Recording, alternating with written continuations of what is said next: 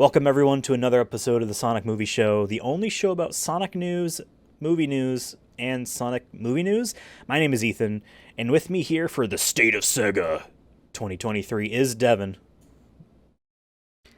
Nothing starts until you take action. If you got time to worry, then run.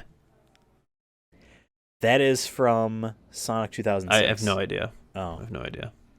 You Just the Sonic the Hedgehog said it. So I feel like that's one of those, like, you know, like you had Elise, the red-haired girl, which I think we said is a B on her Sonic characters ranking or whatever. Yeah.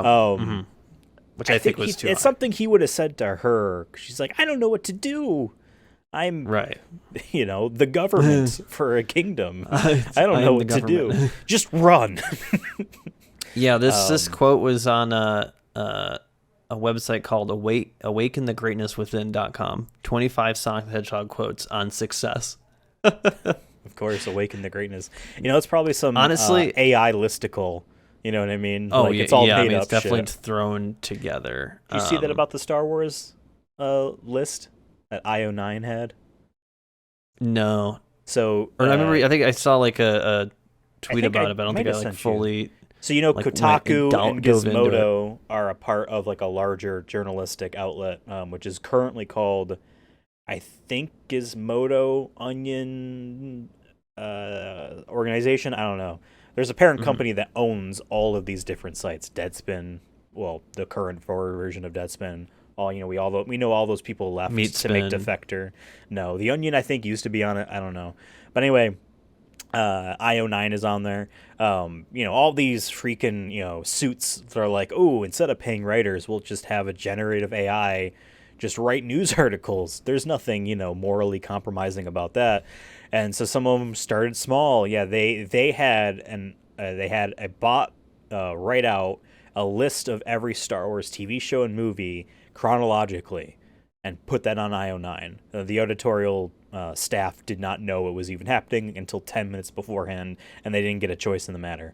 Not only is it just incorrect on the order, but it's also missing like the last 3 Disney Plus shows, which makes it seem as if like, hey, our data starts last year, and we don't have anything. Yeah. You know what I mean? Because you Yeah, see I some of think, those AIs that are like, oh, today's date is March 29th. It's like, no, it's not, though.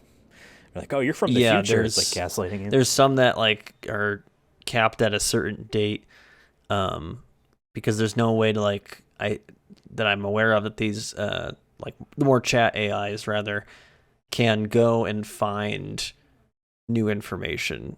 Right. They're not like or they don't know how to hooked differentiate up to it. the internet. They're just like a cached thing. Because it does look up on the internet to reference the things it's basically copying. I mean, yeah, I tested it out for work, Chat GPT, and I'm pretty strict on AI, but they were like, oh, you should try it out, and I'm like, whatever. I actually used it for Memorial Day posts, because I'm like, I don't know how else to keep writing Happy Memorial Day that isn't, I don't know, I can't write the cheesy, like, that kind of stuff, so I used it for that, and then just, like, kind of loosely, loosely took it from that, but I was like testing it out. I'm like, give me I was like, can you write me like some steps of how I can become vegan if I'm a picky eater? Like I gave it kind of a specific thing, and it gave me like instantly 7 steps, like in blog form of like what I can do to become a vegan. And I read it. And I'm like, this is already like a 90% done, like Food Network like blog. Which I'm probably sure it probably took it from other ones like that had that same question. So I was like, oh my god, like, yeah, it's fucking scary. I mean, I have more problems with like the AIs that use art, because that's even more, I think. Right. There is a weird gray area with when it comes to like writing, especially stuff like I said, give me social media copy for Memorial Day. No one really owns that because it's usually just 2 sentences with emojis, right? Right. It's harder to like say that's my sentence. You know what I mean? Right. But like art specifically, or if you wrote a speech, maybe like if you're doing like longer form of text. I've seen voice actors on Twitter talk about how this AI it's this person. Oh, here's this character, singing this song, and it's using the AI generative stuff to do that. It's like you don't get to do Yeah. that. It's not your I think I character, not said your on voice. I don't know if we said on an episode or was it a warm up, because sometimes we record before we record, if you know what I mean. Kind of like warming up, Right. just having a regular conversation. So I don't know if it was in one of those or whatever. But yeah, I remember like saying that, like, yeah, we're so fucked with this AI shit. I think Yep. it's not like a fad that like the like Bored Apes and NFTs and all that are behind, because it's a free thing that anyone can do, can log into, and companies are always looking for ways to cut corners. And I'm like, we already know that like Yeah. movie studios have done it. You saw Disney with what was it, Secret I forgot the Invasion. name, Yeah, that's why I'm Secret not watching that Invasion. show. The intro is all AI, And it's and their sad because reasoning like behind it. that's like my shit, but I'm not watching it. I'm not watching it. Yeah, but the reason behind it was like, oh, we actually liked the artistic. And I'm like, yeah, but that's cool and all. You could just have someone draw that. Like, Yeah, you know, like, yeah. and you also, yeah, it's You're gonna sad. start seeing like job titles like, I mean, I've already seen job titles where they're like AI art producer, and I'm like, what? Like, what do you do all day? You And just type what's in funny different too is shit in the AI sometimes thing, and that's it. these models update their databases and the same prompt doesn't work anymore. If I've seen some people be like, "No, the left and the right," these two images they have, like, Yeah, we're given the same prompt, but I can't replicate the old one anymore. It's like, well, yeah, you're the ones that said adapt and survive, you know what I mean, or die. Um, no, I mean, like, what's also so like 2021 had Web3 and the NFTs, blockchain technology. That was the big fad, right? That was the life-changing, industry-changing thing. And then 2022 was less intensive, but it was the metaverse, which was these billionaires decided that they're going to pretend World of Warcraft and Rust don't exist, and talk to you about digital worlds and existing in them with economies and they've never played an yeah, MMO or heard of one. Those probably kind of not. Well, they people everyone who talked about them, like, like that's already been a thing. yeah, everything these people are talking about was already in World Or of it's something Warcraft. it's not How that people someone's tried interact with before each and it's other. not fun. Right. It's not fun. Exactly. People find it's much more usable to use their phone to buy something off Amazon than physically walk in a digital space with their Oculus and pick things up. No, Or it's like you could have but parties, and I'm like, I'd rather just have parties with my friends right, in real right. life, Or like, hey, worst comes worst, I'll a Discord call where I a can just Discord talk call, to or them. I'll FaceTime you. Yeah. You Or hey, know, we can play Fortnite or a video game together. Anything, that's what people right, do. And right. then this year was, AI, but the difference is that like there is an actual use for this shit and anyone can easily access it and they can find a use for it. So that's the scary part. Here's the Small thing. businesses who have already probably no money for like marketing and stuff. That's what They scares me. Is like they're the ones who are gonna yeah. go after it, and you'll never will know that they're using it, and they probably wouldn't know better anyways. You Until know what I they mean? show a picture and you can see like, oh, this person has 7 fingers But I'm saying like in the total. the chocolate store. They don't have. It's not a franchise. It's like one, let's say, chocolate mom and pop chocolate shop that rhymed. Yes, it In a did. small town somewhere, they're like, well, we can't pay for these artists or whatever, or they don't want to pay the money. Let's say they're like, oh, I'm just gonna do AI, and it's just gonna be give me chocolate ads using this information, and then that'll be it. Yep. Yep. They won't even know that they're stealing from. They might not know, or they will know. Doesn't matter really. That they're stealing someone who made that a Yep. similar piece to that, or multiple people made similar pieces to Yep. that, and then that's it. Yeah. It's scary. Someone And might make especially a like Sonic the Hedgehog podcast, and they don't yeah, know that how to would suck. use That would suck. I just think about me, like, Illustrator graphic and design is like, a career I'm very much looking forward to having if I can get it off the ground. And like that's an easy job to have taken away because we can just have it make shit right. easily. The internet Yeah, and technology used sucks. to be so exciting.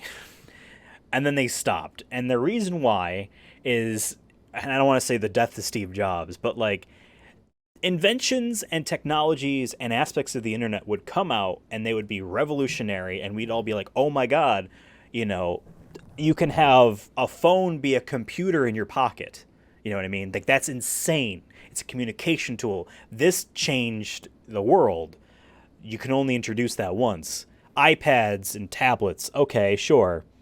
It's an easier Cars. way for computing. You know what I mean?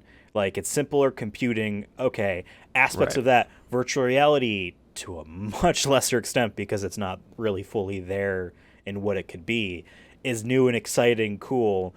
But then, like, all of the low-hanging fruit's gone. And so, like, the big tech companies in Silicon Valley with their billionaire CEOs who are used to just being praised like gods because they made something as simple as a smaller computer work.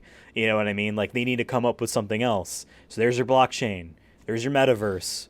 Here's your AI generative bullshit. You know what I mean? Like, and it sucks Yeah. now. The internet sucks. There's like 10 websites. I don't remember where I saw it, but it was somewhere on Half of them are Twitter. probably Twitter, where it was like, the internet's golden age is done already. It's been done. Because of the things you said, there's also the issue of misinformation. That's a whole other topic. And obviously, you also have companies that have all our data. Yeah. Those are the big three. The one thing you said with like a lot of just junk of like AI and that kind of stuff, metaverse shit. Then, like I said, the second one being misinformation, and then the third one being is that all the companies have access to everything. So the idea of like you being part of, you know, this niche, maybe internet forum, or having this cool AOL chat with 3 people that you know, where you talk about this thing, or you know, everything's so both accessible but also not. Everyone can go on the internet and you can go stream on Twitch. Yeah. But all these companies get a cut now. That's the difference. And even just looking at like preservation of stuff, like, we love Discord. It's fantastic. So many like places are using it as a replacement for their forums. Guess what? Discord servers don't last forever. The shit can be deleted. It goes away. I was looking for research for this podcast. I was like, which console version of this Sonic the Hedgehog video game is the best version? Because I didn't know. And I'm Googling it, and I found a forum from 2005 detailing people's opinions at the time about the game and those consoles that were the thing at the time. You know what I mean? Like, you got to peek into that. Like, you try searching through Discord. Like, I can't just Google and find. Dude, try searching through like even Twitter. Like, if you look up Sonic the Hedgehog on Twitter and you're like, I want opinions from 2015 about Sonic the Hedgehog, good luck. You better hope that people took screenshots and then cataloged them. Yeah. Because it's going to be really hard to do that. That's why here's the promise that I'm making now. If we ever have a website for the Sonic Movie Show, there will be a forum on it, and you can have whatever you say there be. We'll be old school with it until we can't pay for the domain anymore and the web hosting, but it will be there. God damn it, that's for damn sure. I hope no one takes either the Sonic Movie Show or SonicMovieShow.com. I feel like that's probably an easy one to. Let's see. Whoops. Easy one to grab. Just disappeared. I fixed it. Let's see. thesonicmovieshow.com. I'll tell you right now, it only cost me $20 for my domain, but the web hosting was like $120 for a year. Those are yearly fees, so we already have monthly fees for this. There's no thesonicmovieshow.com. So all right, no one steal it, folks. Okay, please. If anything, if you do buy it, do it because you're like, oh, I'm holding it on for them. Then I would be like, okay, respect. Kind of like when there's a new social media thing out there and everyone's like, okay, who's going to take @drill? Who's going to be that asshole? You better be holding it for him. You know what I mean? You better just be like, hey, I don't know if you're going to use this or not, but like, here it is. Like, I'll give you my Instagram account or whatever if you need that. Do you know if you want to delete your Threads account, you have to delete your Instagram account? Yeah. I think they might, depending on how successful this is, it's been 3 days, and they've had pretty good numbers. I think the last number I saw was 25 million users. It's pretty good because I think I think a I lot want to of it is say, people wanting to make sure that they're there in case it becomes a bigger thing, and then therefore, well, yeah, my name, you know what I mean? we were too young for like the MySpace to Facebook like migration. Right. I And I wonder feel how that like we're was. hitting that. I feel like we're hitting that point. Like Twitter is going to be our MySpace of our age group And we're gonna be like, man, of this was so much 28. better, and then it just got really shitty. Yeah, and Pretty then sure Justin Timberlake owns MySpace, by the way. Now, like he bought it years good ago. for him. Yeah, Good for it's him. like a music platform, like a SoundCloud type of deal. Yeah, Yeah, I mean that kind of works probably for them, but yes, it's my space, bro. but yeah, Listen to my jams. I was not old enough to like understand like when that transition happened, why that transition happened. Um, I just know that when Facebook first came out, you had to be a student, right, and like a university Yeah, it was for to get students in. for sure. Yep, that's So how Marky Mark Zucky Zuck rated the attractiveness of all of his peers, colleagues, fellow students, however, whatever you would yeah, call that. But yeah. So well, being kind of weird actually sometimes works, I guess. I guess, him and his fellow students and my fellow Sega Knights. This is the state of Sega, July 2023. I think we're going to do this maybe once a year, but who knows? Maybe we'll do one of these later. Just like the president. Yep, just like the If anything, president. next time we should line it up whenever there is an actual That would State of work. the Union, just so we can get 3 extra words in the SEO. That could work. And then, hey, we should also I do don't a know thing. when is they usually What? don't announce it till like a week before, so we probably wouldn't be able to swing that, No. but it'd be funny. Do all this research last minute just to get it to work. What's the Yeah. thing where like they have a comedian roast the president? I think it's just called like a roast, but I don't know like if there's Really? that's a Because we is that a should thing do that anymore? too. Get like, I don't know if that ever happened with Biden, but like it happened once with Trump, and it was just too mean. She was too Oh, mean. you're talking about the dinner. You're talking about the dinner. Yeah. They have like a big dinner, but sometimes the person who's doing it will roast the president. But it isn't like going in. I Isn't think like it the is every main. single time. It is the point, right? I think it's just a dinner with like all of like staff and Congress and Oh, the they president. definitely. I There's forget what it always a is. comedian that's hired there. I remember when Norm Macdonald was there for Bill Clinton, and he made a joke about how Bill Clinton killed a bunch of people, and Oh Jesus! it got nervous laughs, and then he had to look over at Secret Service because that was his big joke. Is like, yeah, I thought he killed all I those. mean, that's people. the thing. Is like as funny as it is, we need somebody to take one for the team, like at that kind of thing, and just be like, "How are all my favorite war criminals tonight?" You know, it's like, Yeah, just do something yeah. like to that level of like how quickly can you get kicked out? Because that should be the end goal: is getting kicked out, taken away for saying something so rude but accurate. You know. Yep. Well, hey, we have a lineup of not war criminals, but criminals nonetheless. Sega's a company. Gamer criminals. Yes, Video game crimes. Sega's a company. We know them. We love them. They make a bunch of video games, and I feel like maybe once a year we should do this big breakdown of where they're at the moment, what's been kind of going on, and like just kind of recap a bunch of news and whatnot. So we don't have any visuals for this because it'd be a lot of work, and an AI would just be against our moral ethics to do that, to make that for us. We just want to talk about like what is Sega. So when like What does it stand for? I know it's service games. That's what it stands for. That's literally it. The fact that I remember that off the top of my head is bonus points for True me. fan. True fan. Yes, I remember learning that when we did our episode 50 for Sonic games. It stood for service games. I remember, yeah. Because it was arcade machines, obviously, is what they made.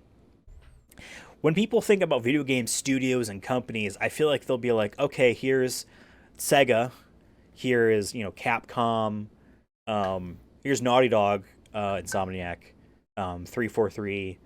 You know what I mean? Like all these, like they'll name studios and then put companies because like Nintendo is the name as the developer of Legend of Zelda, Tears of the Kingdom. But it just says Nintendo. You know what I mean? A lot of Japanese Yeah. companies do that where they'll unless they've purchased a company that already existed, because that's how it happens with Nintendo. Unless they purchased a company that already existed, it'll just say Sega, right? Just says Sega. Except for a few very specific teams. But for the most part, people don't necessarily know what any of the different teams or studios or divisions of these companies are. So we kind of wanted to lay out what the Sega studios, the internal ones are, and then the Western ones that they've purchased after the fact are. Kind of talk about like what they've made recently and what we know they're doing next. It's not that much. Kind of doing this research has kind of shown me that Sega is not as big as like even a Capcom, I feel like. Which is crazy because it wasn't even 20 years ago that Sega was like trying to compete with like Sony. Yeah. You know? Yeah. Like yeah. they've really have, I wouldn't say downsized, but I guess condensed, and then just to, you know, focus on games and they have a lot of licensing and mobile toys, initiative stuff. That's their big thing, like mobile. And they mobile still games, make arcade machines in Asian markets. Some of them seem like they might be cool to put here, but besides in the West and America, besides a Dave and Buster's, like you ain't getting game centers around. Oh yeah, you know what I mean? Yeah, like, no.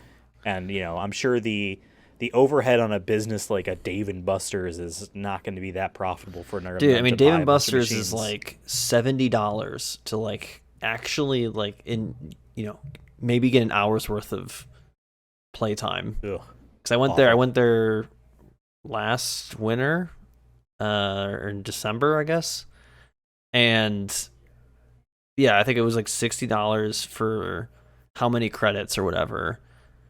And we were there for maybe an hour and a half. And like we were like walking around because everything was so busy.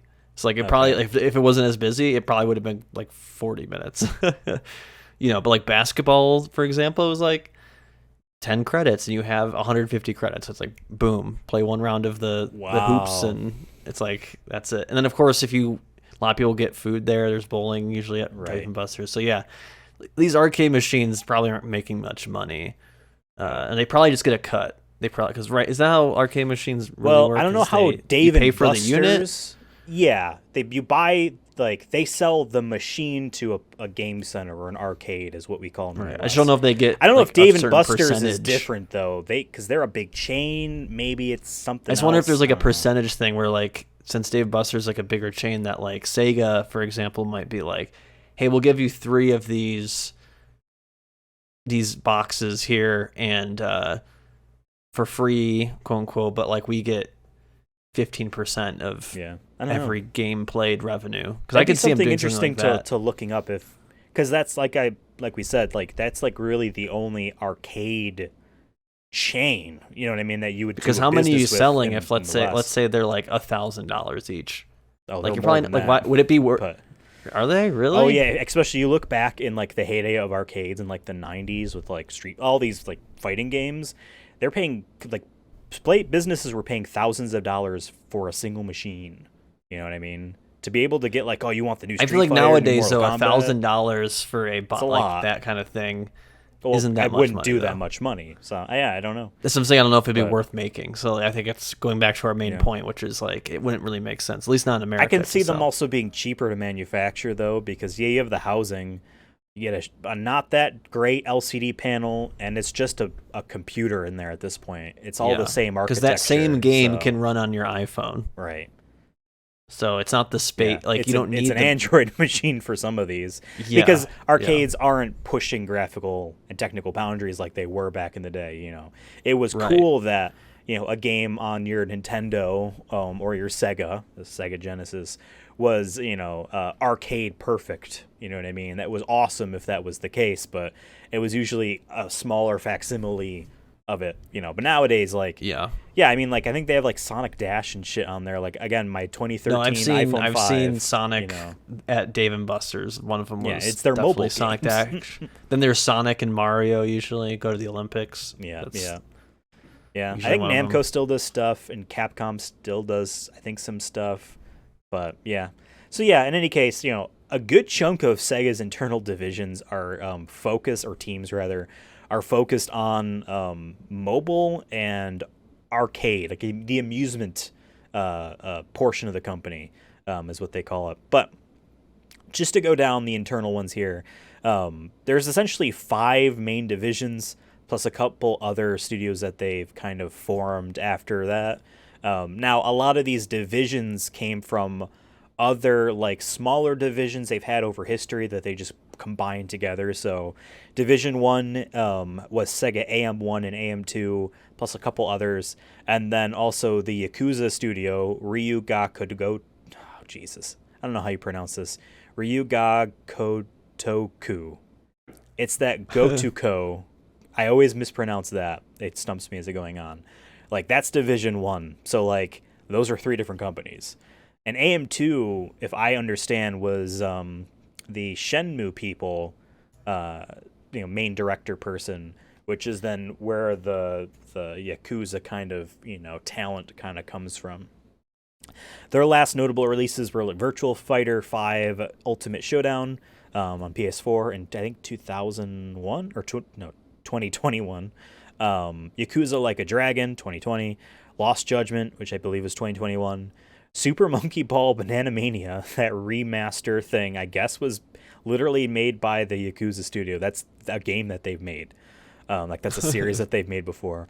And Like a Dragon Ishin, which came out in February. We know that they have 2 upcoming Like a Dragon games.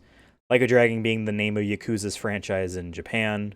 And then they've decided to swap it over here.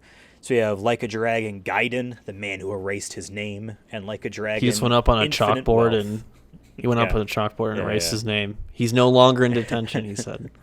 Well, it's the guy from all the Yakuza games besides 7, which was just called Yakuza Like a Dragon because they have a new guy now. And so Infinite Wealth, which the 8 is like an infinity sign. It's that same new guy. Mm. I kind of look at, honestly, like the Like a Dragon series or Yakuza as like, I don't want to say like they're like, big AAA like prestige game series, but like GTA almost. Yeah, or of, like, like what a lot of always Sony's sells, are. so. Like they sell pretty decently considering the budget. And up until Like a Dragon Ishin, they were all on their unique engine. Now they're all on Unreal, which is kind of unfortunate. But I guess if it allows them to make it easier, then go for it.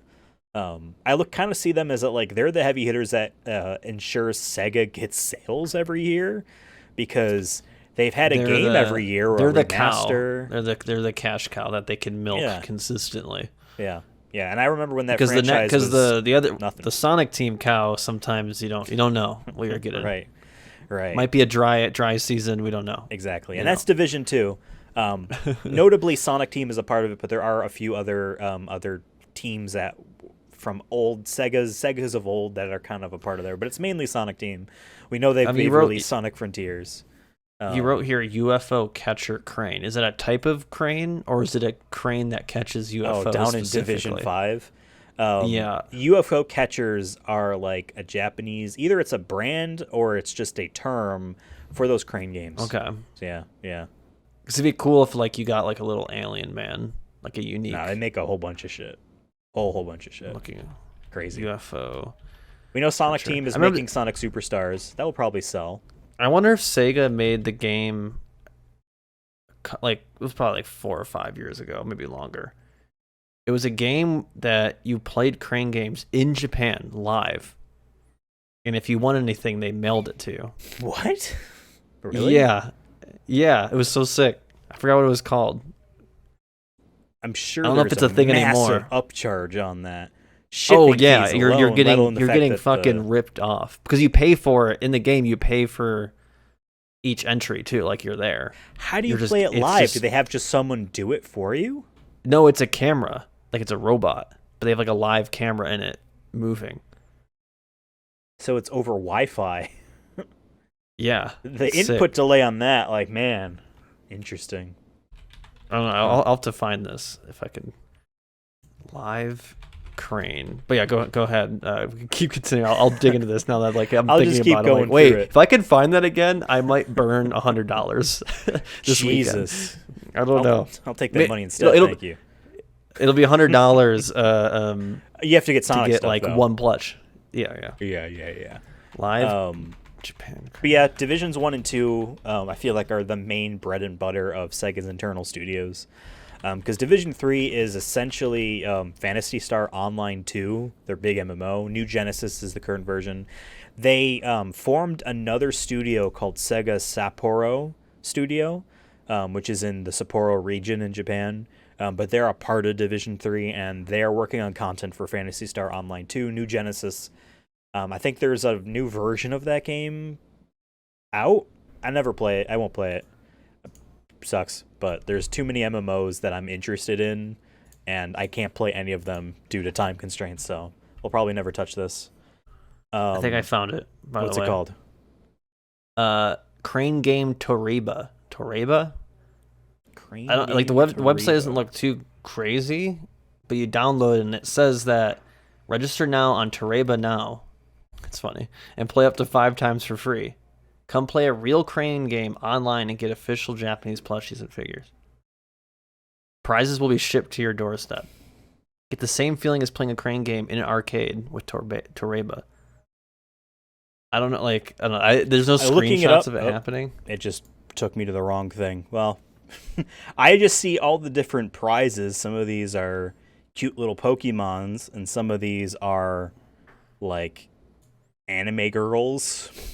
Yeah, some of that's them cool, but massage rollers, weird. I mean, there's a lot of weird things you can get from those vending machines and claw UFO catcher things. Like, I see pots and pans and hair dryers. Like, it is just weird shit. But, Minecraft turtle, interesting. Yeah, I found a YouTuber who played it 1 year ago, and it's a live feed of it. I won't send it. You don't have to look at it now, but okay. It'll be audio and stuff. I don't want to fuck up a recording. But yeah, just look up. It's I guess it's called Tokyo Catch. Is this one? So it might be a whole bunch of them out there, but I don't know. Wild. Sega, you should get on that if you're not on it. Wild. I feel like a trip to You'd listen to Japan this. and then doing it would be would save you money over trying to Oh yeah, import for that sure. stuff. But I get like it's like the fun of doing it, right? So Sure. or That was maybe hey, you Division can't go 3. to Japan. So Division 4 is a bunch of mobile game stuff. So like all those gacha games with all like the microtransactions and stuff like that. There's a Shin Megami Tensei gacha game, Liberation DX2. I know I downloaded this, but I never actually played it. Liberation. Yep. So that's a mobile studio, set of mobile studios in Sega. Then Division 5, there's 3 different factions of it, which is interesting. But they don't want to call it 5, arcade 6, 7. machines. They're like, no, it's gonna be 5. 5-1. Number 5-1, 1, 5-2, number 2, 5-3. Yep. I guess there was a new actual House of the Dead arcade machine, like recently in Japan, called Scarlet Dawn. That's a cool title. Yeah, I mean, the red was always their color on their stuff, so yeah. If it's what I think it is, like that'd be pretty cool. There's a few arcade rhythm games. Chunithim and Mai are like one of those things where there's 2 a year, or at least one a year, if not 2 a year, of these updated. They have songs in there, and there's just rhythm games. And then there's like a couple. Division 5 number 2 is in 2016 put out an arcade machine called Cancol Arcade, and I looked this up. I don't know if you've seen these characters before, but there's like a web video game which then got a mobile release. I don't know how old this is. Maybe it being on web before mobile is a part of it, called Kantai Collection. And it's Kantai. What if Japanese World War II warships were anime girls? Oh shit, I'm seeing this. Like, this girl's a tank, bro. Yeah, and then they've I'm made not saying that gacha she's games like based off that, she's like mobile. bulky. I'm saying she's a she's like a transformer. Yeah, they have like cannons attached to their arms or whatever. But yeah, not it's like a transformer, they're but not humans. Gundams. They're like, they have them as like accessories or something like that. Very weird. I'm not gonna judge whatever, but I feel like the main goal with all of these gacha games is the horny factor. You know what I mean? Oh yeah, I mean, and so nothing is not really like appealing sexier to me. than like a $7.5 billion I can't get off unless US a tank is about to roll me over. $7.5 billion United States battleship. Like, nothing is sexier than that. That's just confirmed science. Absolutely. So. There's another series called Sangokushi Taisen. There's a big series of that of arcade machines. Their latest one, Aiketsu Taisen. I don't know if the previous ones are like this, but this one looked interesting. I watched a video of this being played by on a forum on arcadebelgium.net. I guess that was in Belgium. Well, I mean, the person spoke French and English and Japanese, so this person, I guess, played Good it. for them. That's a lot of hard languages. It's an arcade machine that has a giant panel on front that somehow senses trading cards you put on it. There is a division this is halfway through. This is how my Joker card works at Dave Yeah. and Buster's. You put them on there, and then you can play as them. Yeah, And I yeah. played as the Joker. There's a Pokemon one too, where all these little discs, but it's a trading thing, Yeah. something like that. But in this one, it's like, samurai era Japanese army war fights, and each card is a squadron leader and their troop, a general and their troop. But it isn't just that you place it down and that one's active. You're literally sliding the cards around to move the thing, because there's a screen that replicates what the panel is. It was interesting to watch. Looked expensive. Cost $1 to play. Cost 100 yen to play. And you could plug your headphones in there because they expect you to be sitting there for a while, just putting in dollar after dollar. So that's the Division 5. They make a bunch of that stuff. One of the big things is that Sengoku Kushi Taisen series. I guess last year when they announced this game, Aiketsu Taisen, I guess just after that or around that time, they said, "Oh yeah, we're also looking into blockchain technology for the future." Hell 'Cause yeah. Of course they are. But then, as of today's recording, I see an article pop up. Sega co-COO, this was from Takahashi Mochizuki, over at Bloomberg. He spoke to the co-COO of Sega, and they said, "Yeah, we're backing out of blockchain shit. We'll still license it to other companies that want to license our really minor franchises to companies that want to experiment, but like Big the Cat, yeah. Yeah, and there's a telling quote." He's not I little. like how you just said yeah, and you kept going like yeah. Because I just didn't really pay attention to what you were saying. There's a telling quote in here where he said, this is from the co-COO of Sega, said, "If the game's not fun, why would we make it?" It's not verbatim, but it's what he said. If the game's not fun, what's the point? Which is, yes, hey, an executive at one of these companies gets it. The blockchain NFT shit's not fun. It's just a way for you to make another market. You know what I mean? Legendary idea right there. What if we made a game Fun. that was fun to play? Crazy. And then people wanted that fun, so they gave us some money as an exchange for a one-time amount of fun. And then that was it.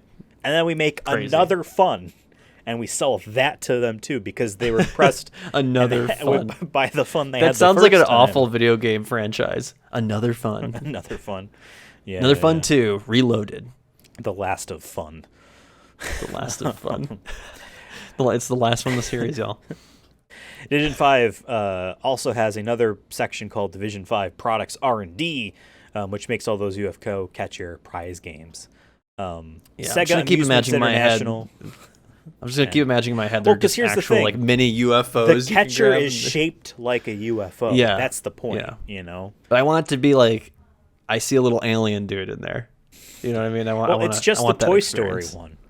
What a lame, I get it. Having seen some of the ones in Japan, I can get it. But as American, I've seen all of those crane things. I'm like, there's always a bunch of different plushies in there.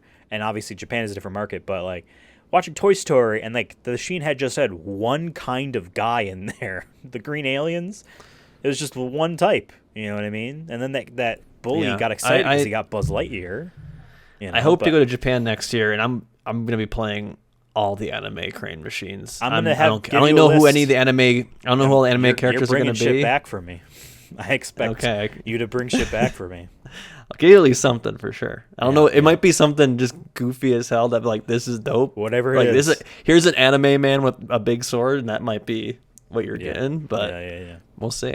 Yeah, I'm definitely excited if I do go. That I'm I want to play. I want to visit all the anime stores where I won't be totally out of my league, but I'm just gonna base it off who looks cool. There are definitely some places in Akihabara. I guess I could recommend, not that I've been there, but that I've heard are like, oh, places you should go. So there's also a studio in Shanghai called Sega Studio Shanghai, which is more on this like amusement division stuff. So that's it. That's all of their internal stuff. But they've also purchased since like the mid 2000s studios over time and companies. So Creative Assembly is best known for the Total War series, as well as Alien Isolation. Definitely one of my favorite games. That game is really game. Fucking good. Yeah. Creative Assembly has been around there for a while. It's the earliest acquired studio that they still have because they've shuttered studios in the past. They made Alien Isolation. They made for Microsoft Halo Wars 2, so Sega was a part of that to a degree. Not as good as Halo Reach, the best Halo, but Halo Wars is an actual RTS. That's why it's a different type of game. Total War Saga Troy and Total War Warhammer 3, the last few games that they've made. We know that they're coming with a new Total War Pharaoh game this year. There is a card game called Total War Elysium that fans of the Total War franchise don't want. It's just a Hearthstone game, but with like generals over time and fantastical versions of people. And then this was announced last year. I don't know if you remember it. Hyenas. I think it was early last year. It's a 3v3, or if it's very nice, it's 3v computers extraction shooter where it's all the rich people fucked off into space and have these giant space vaults of merchandise, including Sega shit, because it's a Sega published game, and you are breaking into steal from the rich. And it's called Hyenas. Hyena Simulator is popping up on my end. I looked up Hyenas game, and it's just pictures of Hyena Simulator. I'm like, what are you talking Hyenas about? Sega. I didn't see it. I'm just like Ethan, I'm pretty sure it's just the hyenas in the safari. Like there's a gorilla. Remember the PS3 game Africa with a K? It was ahead of its time. No. People didn't want a game where you just took pictures of animals. And you just hung out. This is Safari Simulator. There's Hyena Simulator for Android. Well, do yourself a favor out there. Don't just look up Hyena game. Look up Creative Assembly Hyenas or Sega Hyenas. Game. You'll see it. It reminds me a lot now of the first game Sony showed off at their latest State of Play. Jade Raymond's new studios. That's a first-person shooter. Okay. Yeah. It's 3-player co-op. I don't know if it's 3v3 in that you're fighting another team. So that's a new trend now. That's what Marathon's reboot is from Bungie. But yeah, the idea of stealing from the rich, and the rich are holding Rubik's Cubes and Sonic figures, and that's what you're stealing is kind of funny to me. But hey, go for it. I'm excited because Creative Assembly obviously has some chops. It was June 2022, so it's been just over a year. Yeah. The Total War series sells, to my knowledge. People liked Alien Isolation, and it's cool that like they're getting the ability to branch off a little bit while also still making the thing that makes the company money with the Total War games. That's cool. The developers described the content in this game as blood, violent acts, accidental death, bodily injury, violence description, killing, cursing, revealing outfits, sexual innuendos, and sex-related language. Is that some sounds sort like of up my alley ESRB listing? It's under the Steam page, yeah. Oh, yeah. The next studio that Sega bought is a British company called Sports Interactive. This is where Football Manager comes from. But enough said. That's it. They make Football Manager. It makes them at least $1 million every year. Yeah, I mean, it makes them enough money to keep. I don't know anybody who plays it, but they keep making them, so someone's buying them. I mean, like, I don't want to, tell someone that their fun is not fun, but I personally would think a soccer game would be more fun than managing a soccer team. Yeah. But there's also like people Baseball that are really Manager and all that I've tried playing. It's just like I'm looking at They made 2 baseball management games back in like 2013. They did like 2 of them. Out of the Park Baseball Manager. Yeah, I have one and of something them. else. Interesting. Looks like I got it in a Humble Bundle like 10 years ago or whatever. Yeah. And I was like, it's just text on the screen, really. And I don't know. I get it. If you're into like, if you're really into the sport, but and then I don't know, also like Excel. I guess that's the kind of vibe I would get. Like, Ooh, yeah. I'm into doing. If I'm an accountant, it's essentially like here's my video game yeah, I want to yeah, play. yeah. General Another manager. studio that Sega owns is called Hardlight, not to be confused with Hazelight, which made It Takes Two. But Hardlight is a company that essentially just kind of assists the other studios, especially Sonic Team. So, you know, Team Sonic Racing was made by an outside company called Sumo Digital.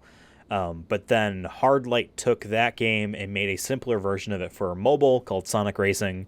But then, yeah, they've worked on the last two Sonic games as well. They've just helped with that. It's kind of just what they do. We've had Creative Assembly. They make like the Total War games, but another big, strategy series is Company of Heroes, and Relic Entertainment is another company that has made those types of games. They made Company of Heroes 3, which came out earlier this year, as well as Warhammer 40K, Dawn of War 3, and Age of Empires 4 for Microsoft. I was gonna say, did they make the other Age of Empires or just this one? I believe because Sega purchased them. I'm Right. pretty sure that I don't actually know. I can look that up right now, actually. So I Because I wonder if have it like they open. did like one of my only. I don't really play like RTSs, but as a kid, my brother and I we loved Age of Mythology, and I think that's how my brother really got into RTSs because he likes RTSs They did specifically not make Civilization. the other ones. So Okay, I don't know who Microsoft did. I don't hired remember. Sega, by way of Relic to make Age of Empires 4. No, they made Company Heroes obviously, and they made Warhammer 40K Dawn of War series. They were owned by THQ, and then when THQ went kaput, Sega bought them. But some of the stuff that the studio Relic had made and technically owned got reverted back to THQ for them to sell. So like, I don't know. Really, it's Company Heroes is what they got. Sad news, and we can actually kind of segue a little bit into news just for this moment here. Game came out PCs, and I believe it came to consoles shortly after, not simultaneous launch. The day after the game came out, back in I think February, Which Sega game? Company Heroes 3. Okay. Sega laid off 121 members at Relic, effectively cutting the team in half because there was about 300 people working there. So that's insane. Because I follow people on Twitter that love Company Heroes and those types of games and were excited and liked Company Heroes 3. I guess, I wonder if Sega assumed the game would sell a lot more copies.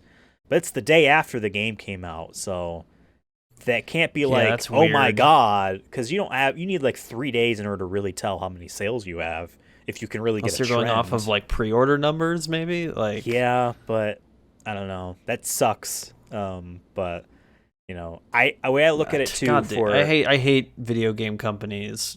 Just well, I hate companies. Video game companies of that like that's what they do is they lay off people. But yeah, that's like an extraordinary amount of people I because there's think if always you're a layoffs. I feel company like after most, after a especially big purchase, AAA games, and also after a big purchase.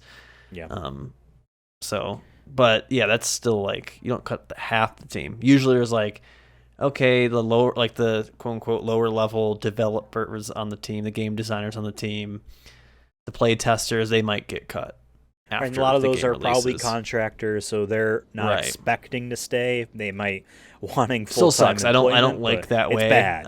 It's bad. I But also yeah, the think too, 120 something people is still a crazy number. if you're a company, and granted they've owned Relic for years, it's not like they just bought them. So things that could have changed over the time, since then and now. But if you're a company and you've purchased another company, like for entertain, like you didn't purchase them for entertainment, but in the entertainment industry, video games, you purchase them to make more games for under your brand, under your image, right, for your profits. You should not be laying them off because guess what? Yes, they got they got the Company Heroes IP of this purchase, but they got the staff. There's a lot of people that know how to make video games, niche video games as well. RTSs and strategy games like that are not mainstream. they're enough that they can profit and make money, you know what I mean, and make good games that people are excited for, and then they'll sell. But like though it's a niche series nonetheless, and you have a lot of people that know how to make that. That's pretty valuable. Now I'm not in Sega's financials. I get it, but I feel like if you're going out of your way to acquire a studio, you need to be like the ultimate cheerleaders of that. You know what I mean? You can't treat it like they're a spreadsheet because you bought a company. Because hey, we'll talk about it later because we mentioned this on another episode ago. But Microsoft in 2020 was looking to acquire Sega itself.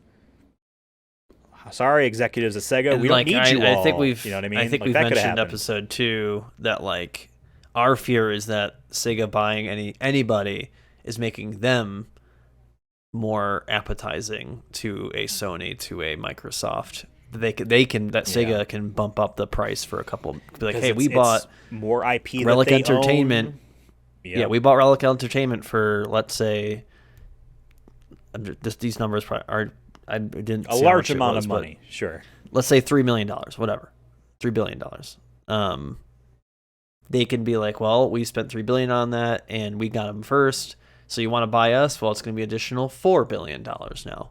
We want a $1 Yeah. billion But increase. then you look at like when last year when Sega sold off the entire IDOS branch of Square, um, to THQ Nordic for $300 million, which is dirt cheap. Because again, that includes Tomb Raider, and then Nordic or THQ Nordic then licensed out slash sold the game rights of Tomb Raider to Amazon for twice that amount of money. And like the rumors were like, oh, Square's trying to make them more appealing to be purchased because there's less to negotiate for. So I don't know. I think these just companies just have an insanely fuck ton amount of money and they just want to make themselves into a fortress of a subscription service or a fortress of, Yeah, a that's console. also a thing for sure. I mean, it's It's also fucked. just, it goes back to, is like anything everything has a price. So like if someone comes to them like, hey, we'll give you 300 million for Tomb Raider, and they don't value it as that high, then they're probably gonna be like, okay, sure. Insane to me. Yeah, But, especially yeah. after COVID, when a lot of video game companies probably didn't make as much profits as they're like. I want to say that explicitly. It wasn't like they lost money. Right. They just had less profits. Every time a company says they lost money, most times they're saying is their profits weren't as big as they were expecting. Because, for Right. example, Amazon, if we use Amazon as an example, if they made $3 billion in 2021, it's much more than that, but you know what I mean. $3 billion in 2021, 2022, if they made $2.5 billion, that's a loss. Even though they made a net profit, still $2.5 billion. Right. Right.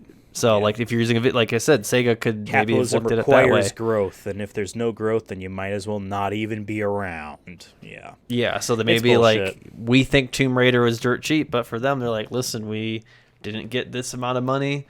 Say, our Sonic games have been delayed. Could have been something like that. We're all That's why, like, speculating, by I the don't way. know. I We like have the nothing most. to back this up, but I like the studios the most that are just like we make a bunch of weird shit like Grasshopper Manufacture, makers of like No More Heroes and Shadows of the Damned and Lollipop Chainsaw. Like they're constantly having to get different publishers publish their games and basically help fund them. But they're not making a shit ton of money, but they're making enough to make more weird shit and they just keep it afloat and that's awesome, you know what I mean? Like it's about the art first and foremost. That's what the video game industry is mostly about in my opinion. Um Speaking about purchases, less than a decade ago, Sega purchased Atlas, the gigantic Japanese mostly RPG house. Famous for the Persona series for a lot of people, but also famous, I think, for being like one of the only Japanese game companies that like fully thrived as best they could during the Xbox 360 and PlayStation 3 era, where like budgets for games were skyrocketing because HD increased your art budgets insane amounts, and like you now need to sell millions of copies. You can't just sell hundreds of thousands. You need to sell millions in order to be profitable at all. So all these companies have to change what they're doing. And Atlas was a very smart company back then, and they thrived. They picked small targets, and I don't know. they're also like, I think one of the big reasons why Dark Souls is a big thing, because they saw that Demon Souls game Sony didn't want to publish in the West, and they said, we'll do it. Any case, Sega purchased them. And obviously this was after Persona 5 had come out, but before Persona 5 Royal came out.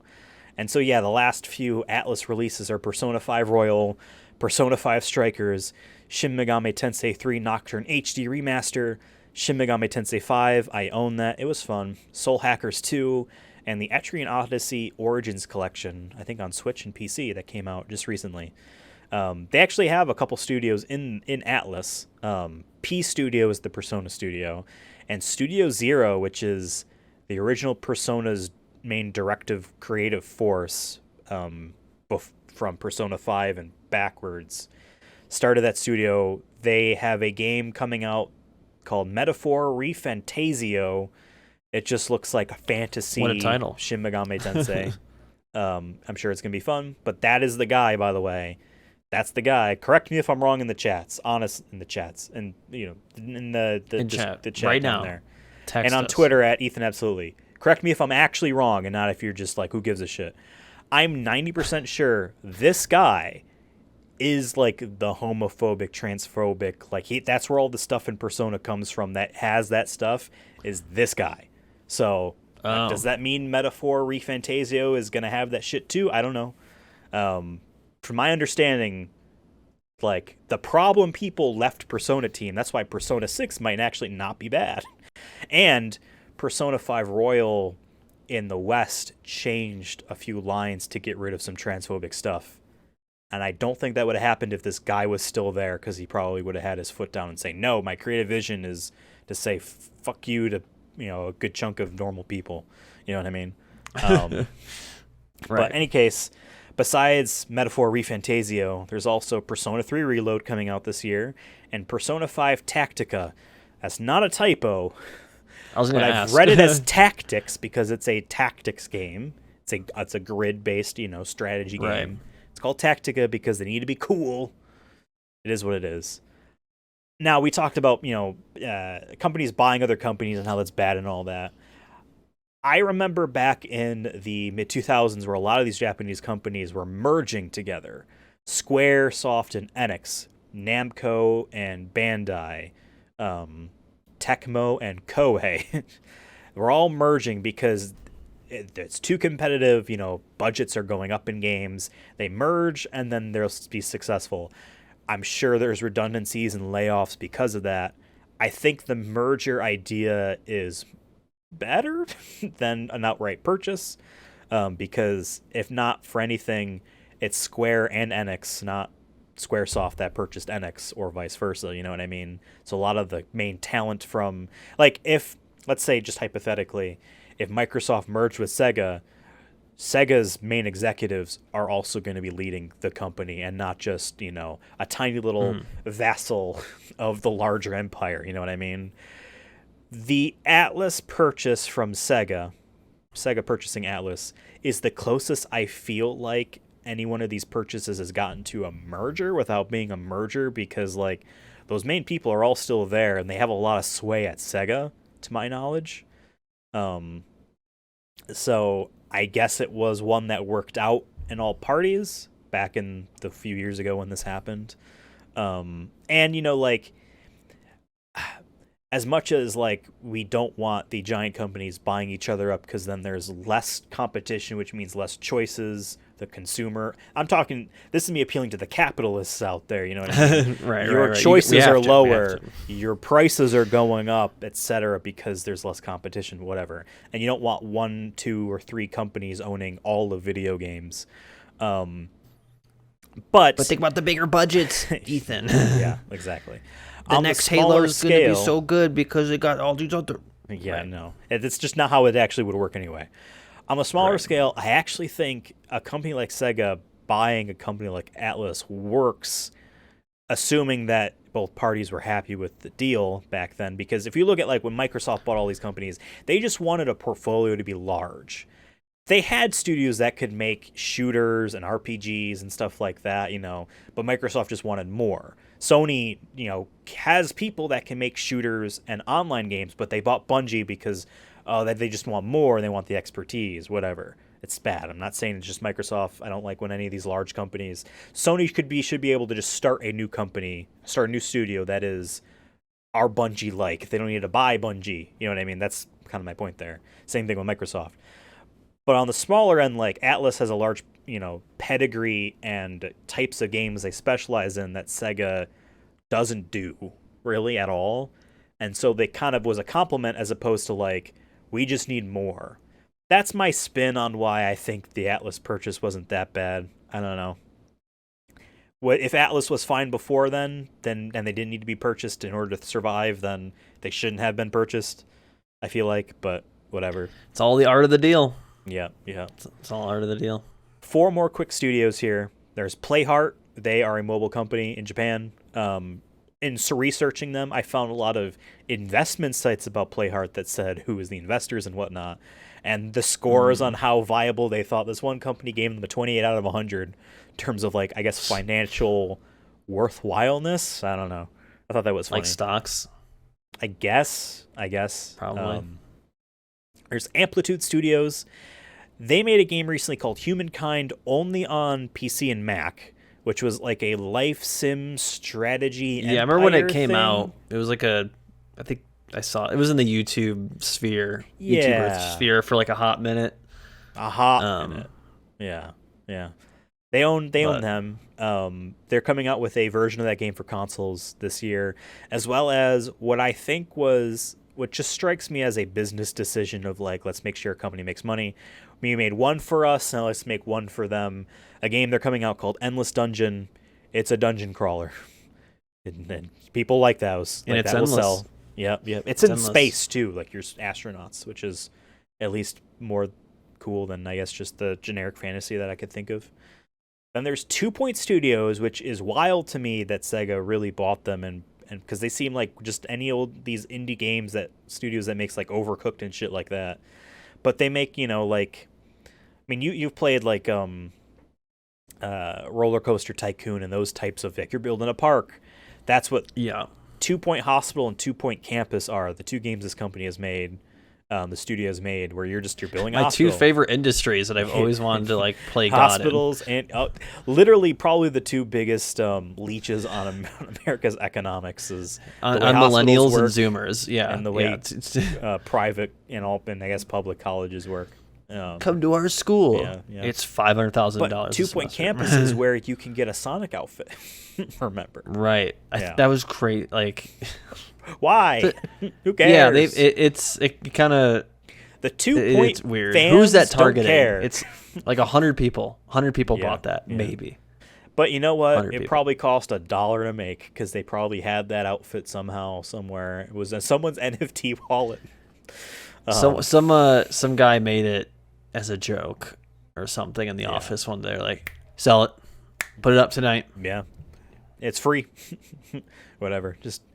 And then we have Rovio Entertainment, which was purchased this year for 75 or 55 million US dollars, but obviously in euro. A lot of money. Time. They made a shit ton of Angry Birds game. I feel like the Rovio won this one just because of Angry Birds. Like, I don't know how much money Angry Birds is making, but I feel like every year it strays further and further from people remembering what that game is.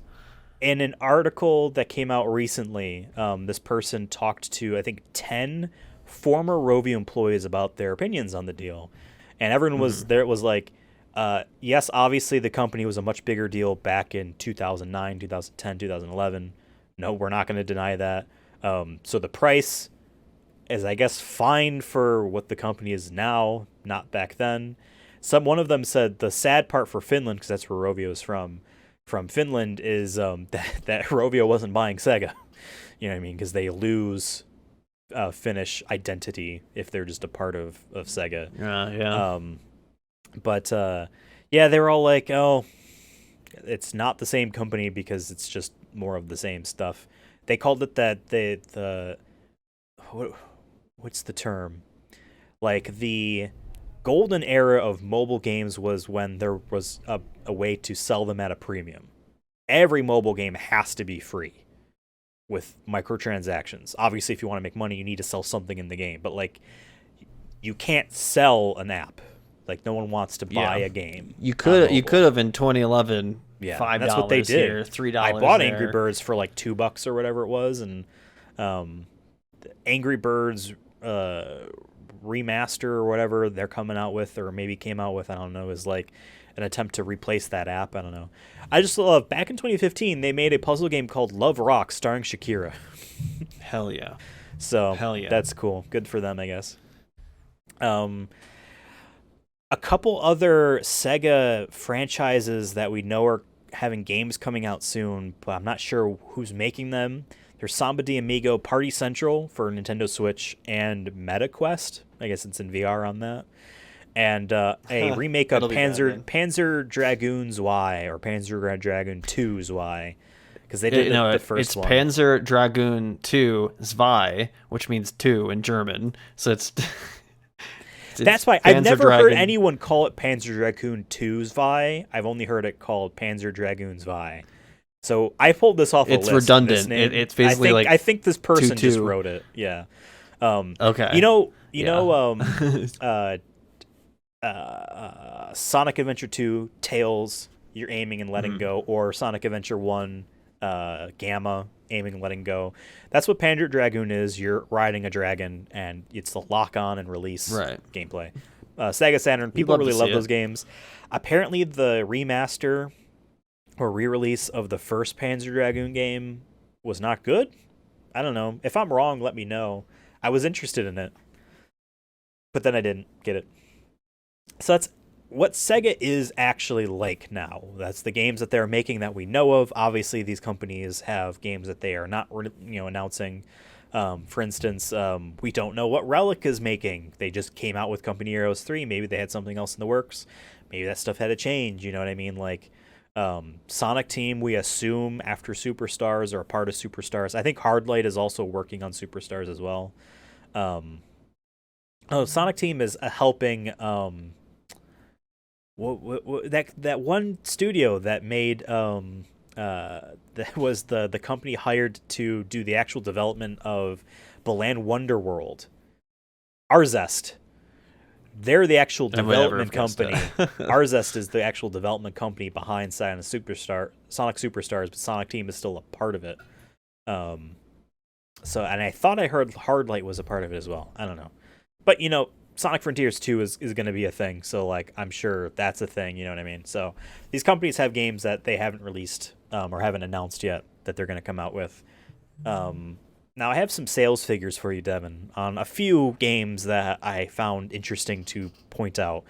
As of like last month, Sonic Frontiers has officially sold through 3.5 million copies, which is giant for Sonic. Yeah, that's May, so I probably would round that up closer to 4.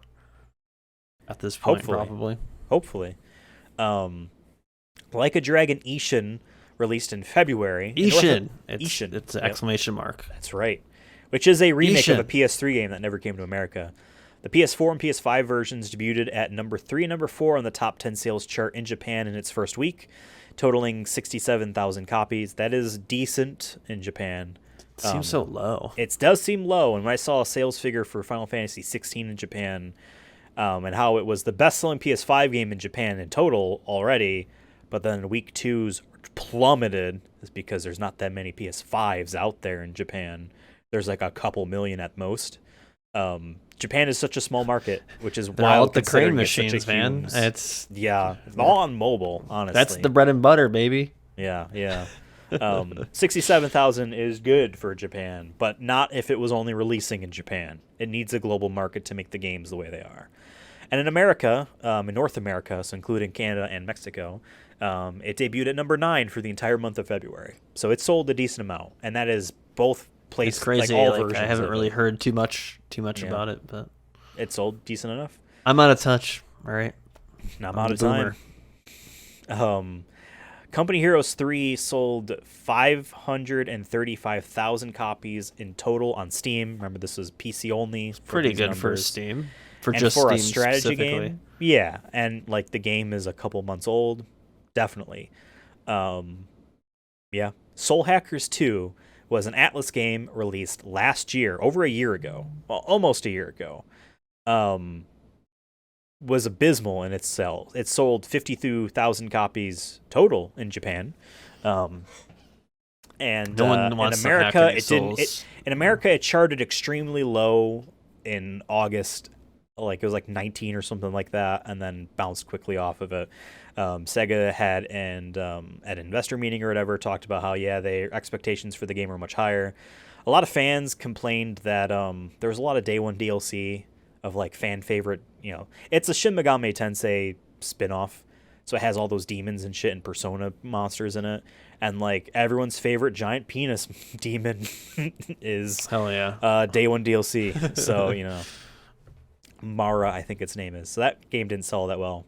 Persona 5 Royal, released in 2020 on PS4, but then last year got an Xbox version, Switch, and PS5. And I think PC, maybe it was on PC already, I don't know. So some articles are just like, oh, Persona 5 Royal sold 1.7 million copies. That's really good.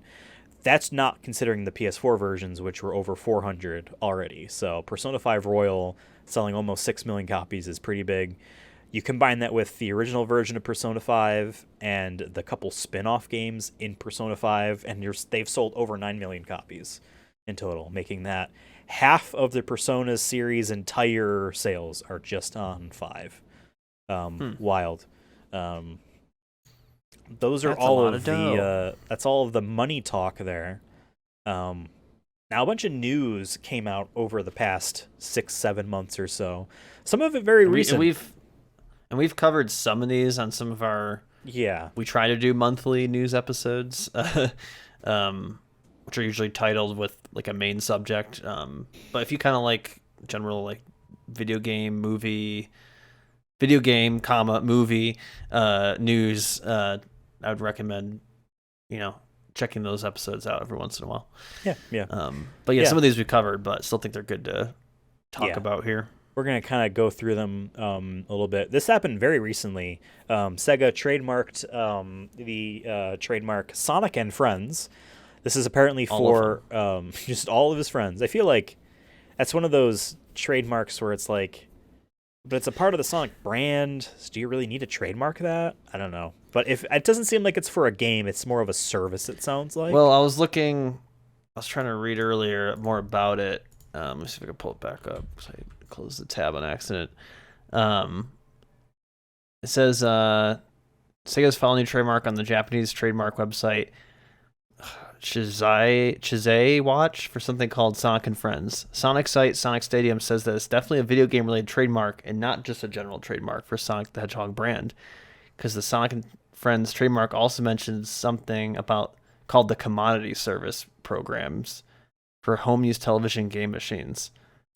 I think of it like Sonic and Friends is thought to be a mobile game. Oh. Sonic Friends is thought to be a mobile game, which is being developed by Sega Hardlight, which is a team behind Sonic Dash, Sonic Racing, and more.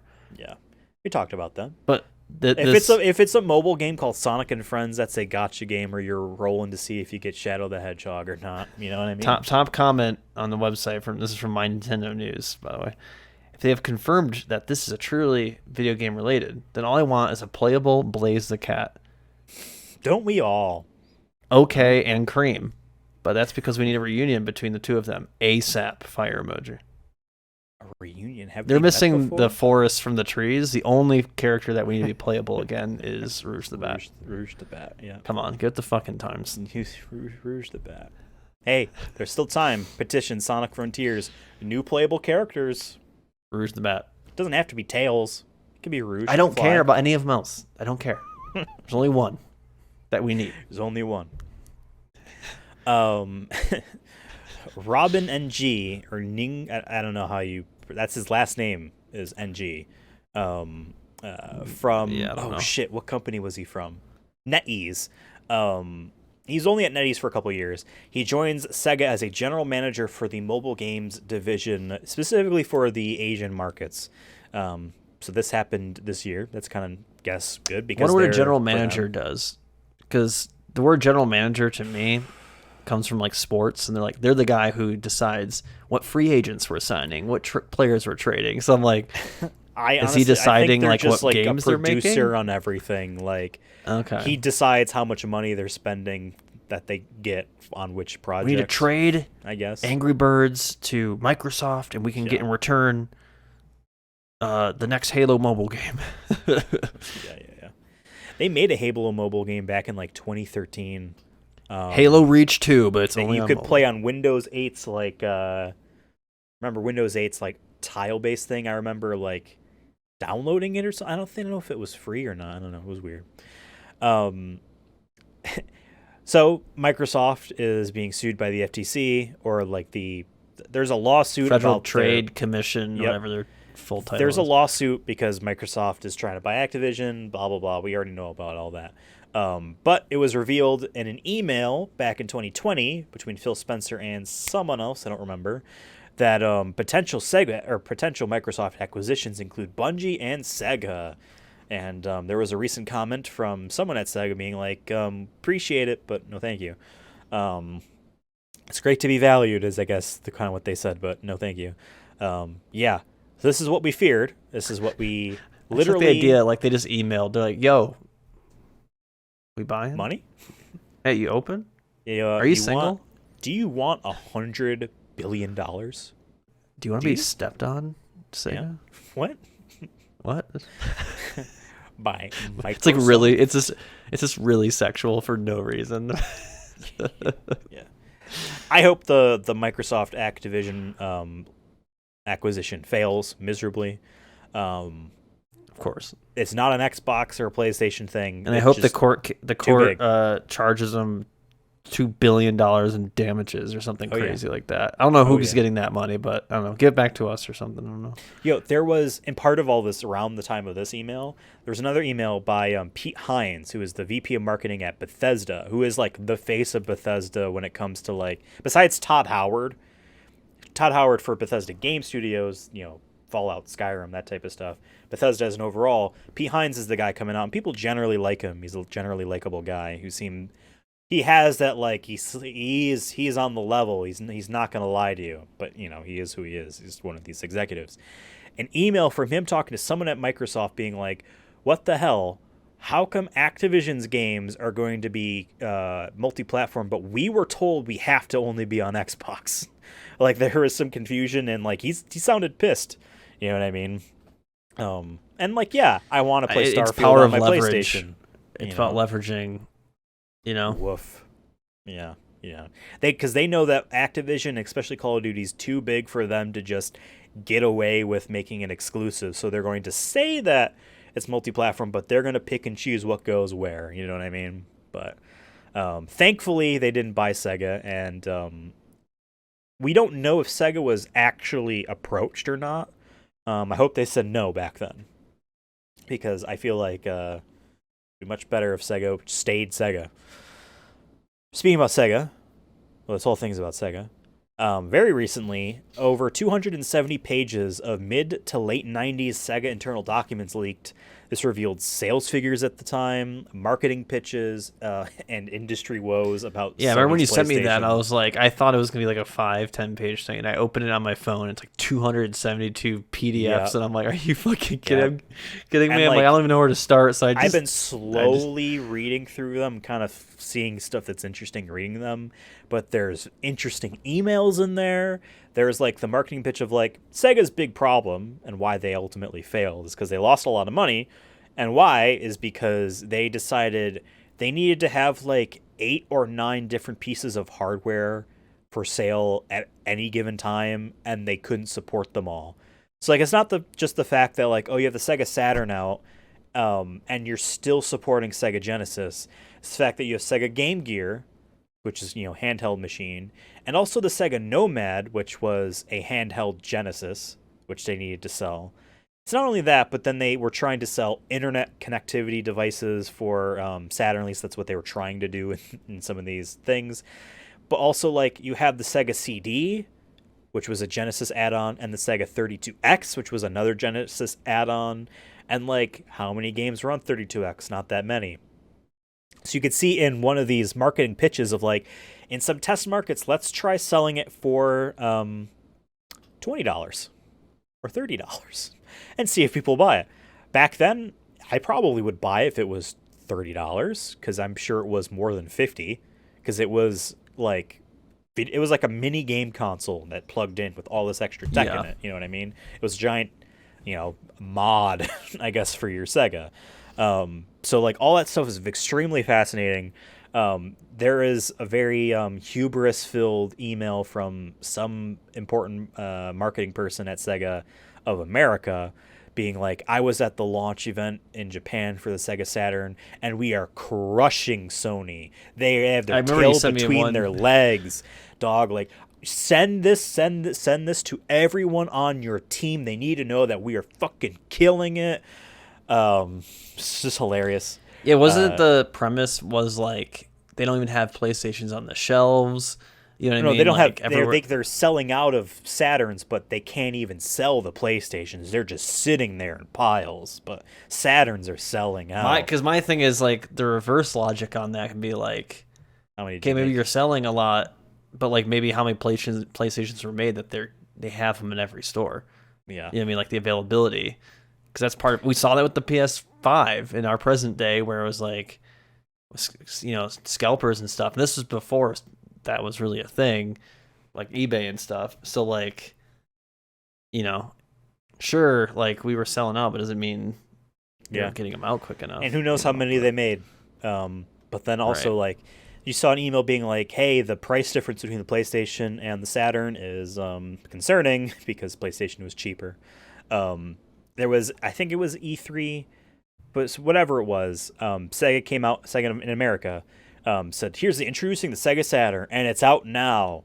They partnered with like a couple retailers, which means the other ones that didn't know were contacted and didn't get the product were pissed at Sega. And then Sony comes in because they weren't ready for their console release in America and said, literally, the dude just walked up and just said $299 and walked away because it was like $100 cheaper than the Saturn. And that was it. I And still we all think that know is the how that went. strat for consoles. Like we saw that with Xbox and PlayStation.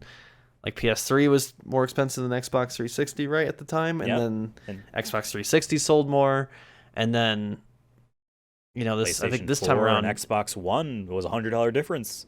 You know what I mean? Yeah. Like, there's the Xbox One in total has sold over 52 million units. PlayStation 4 is more than double that.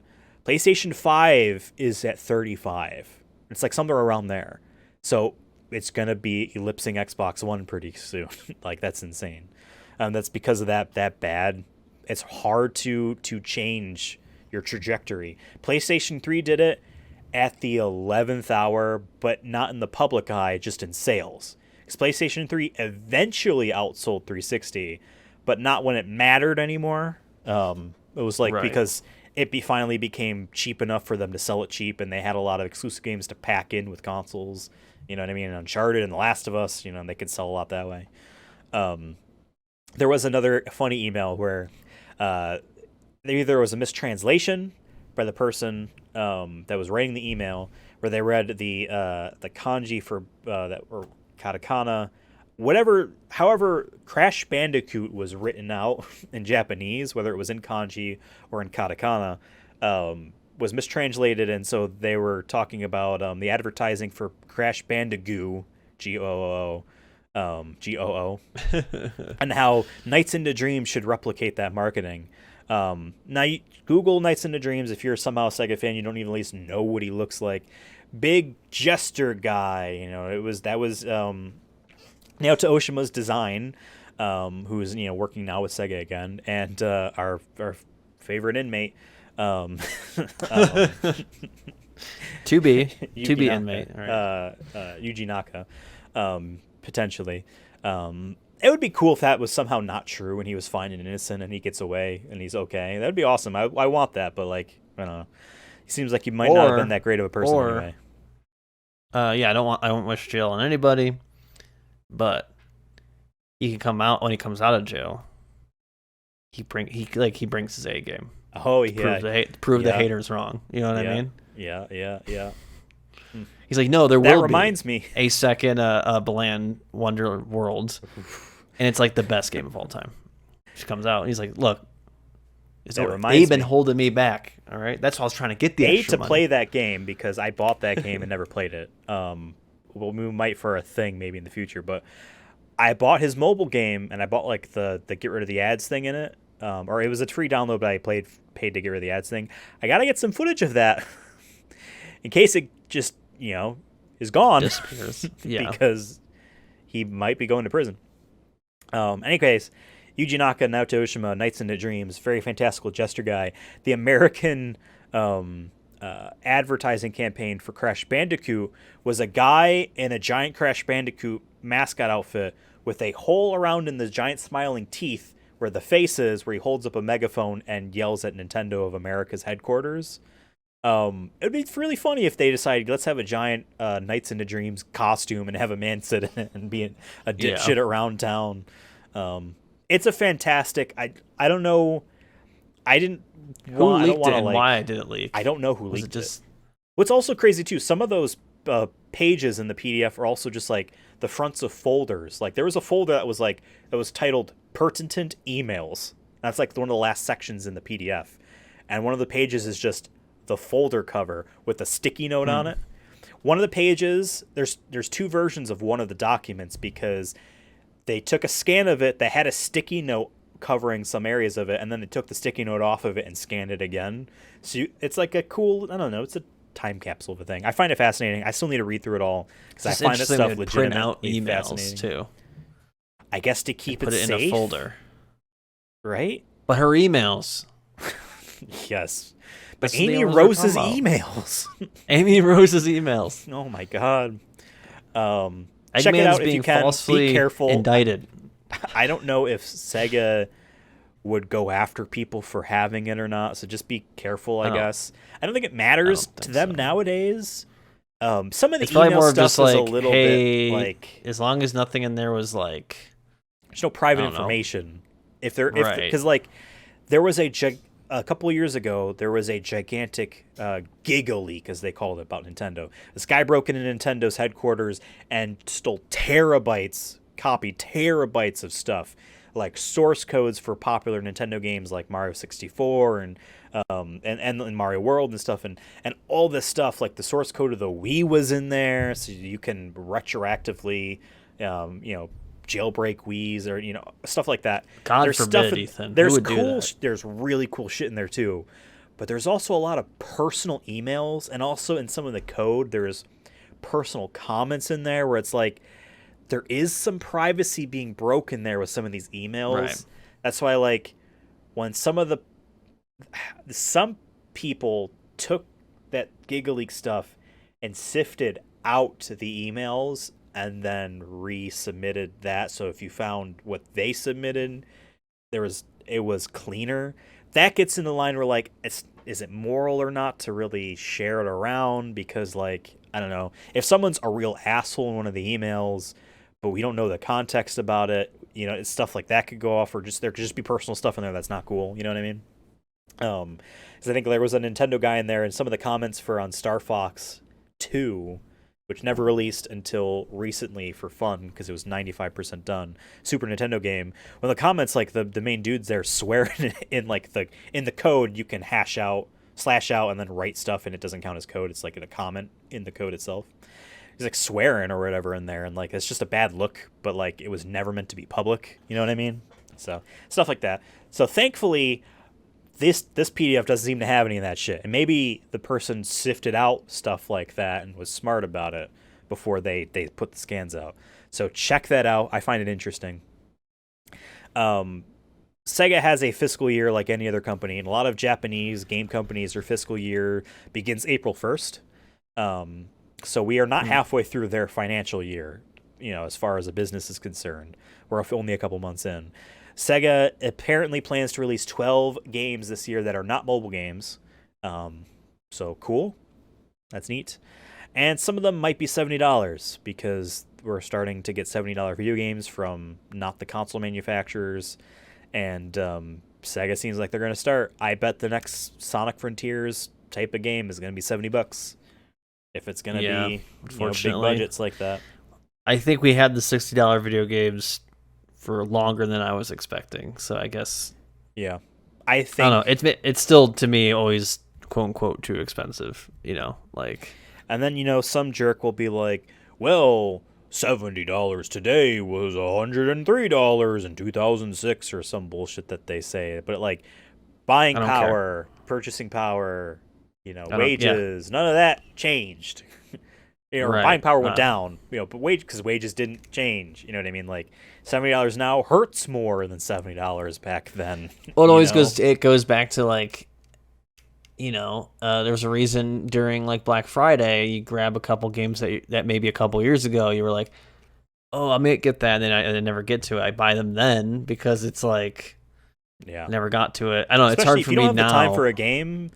Normally, I It's don't have the hard time to, for a game normally. you know. That I'm like $70. I'm like, oof. That's a little bit Yeah. hefty. Yeah. But Yeah. I get it, I guess. But whatever. It is what it is. We talked about Relic losing staff. We talked about Sega buying Rovio for $775 million. Sega of American employees want to unionize. They filed for unionization. I know you looked up some more stuff about that. Yeah, I tried to, because we talked about it a couple weeks ago. And their Twitter, by the way, is at takes TAKES AEGIS in all caps at the end there. Aegis. Okay. They haven't posted since their initial statement in June. They've done some retweets. Like Adam Schiff, who I think is he's a candidate for U.S. Senate in California.